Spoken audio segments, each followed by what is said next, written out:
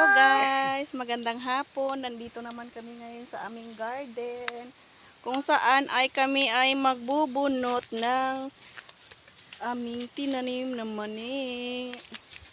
Ayan, dahil matigas, kailangan pang gumamit ng panghukay.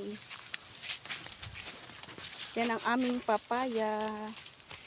Ayan, ang tigas ng lupa guys. No, ito na ang mani. Hinukay na siya. Ayan. Wow. Ayan, mani. Lang, tinan mo yung mani lang. Wow. Yan, di ba? Yan na siya. Ito na guys, ang mani. Ito siya lang oh. Ayan na.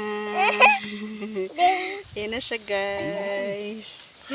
Hukayin natin. Hukayin na kasi nga ano siya, nagdidilig kasi sila ng ano, ng talong yan oh.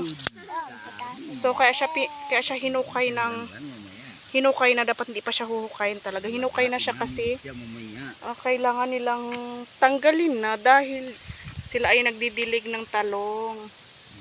Nasasagi siya ng ano, karusa. Ayan, ayan na guys ang mani. Ayan. Yan. Pakita ka rin. Yan, oh yun. Tigas boy. Yan, ito na ang mani. Yung mani. Itas natin. Yan. Natin. Sige guys. Sige guys, thank you for watching. Bye. Bye.